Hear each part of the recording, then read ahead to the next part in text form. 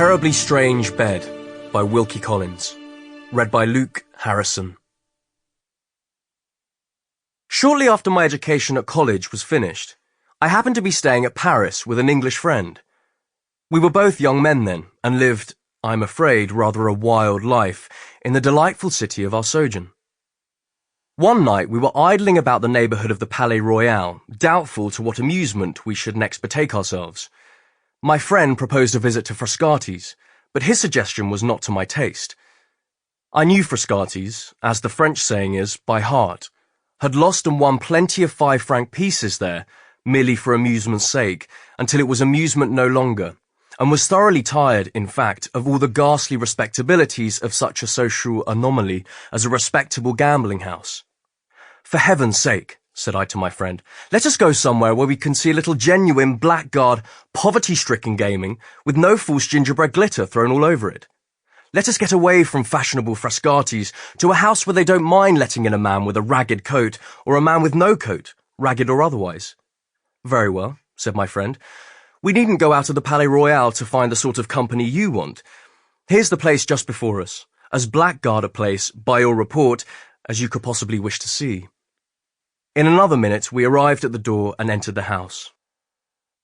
When we got upstairs, and had left our hats and sticks with the doorkeeper, we were admitted into the chief gambling room.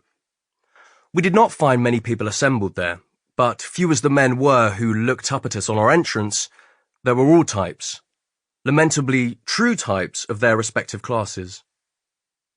We had come to see blackguards, but these men were something worse. There is a comic side, more or less appreciable in all blackguardism.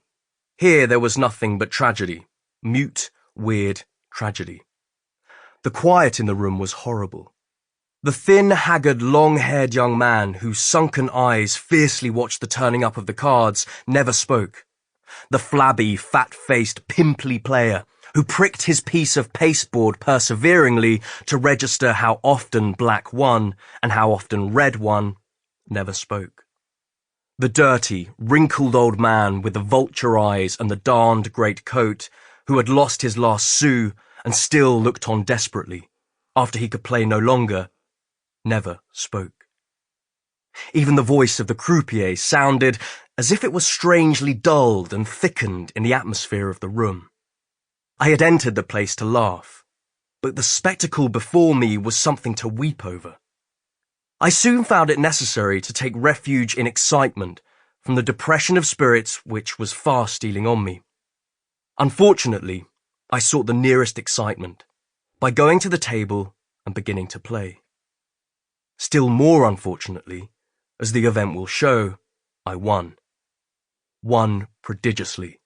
Won incredibly. Won at such a rate that the regular players at the table crowded round me, and staring at my stakes with hungry, superstitious eyes, whispered to one another that the English stranger was going to break the bank. The game was rouge et noir.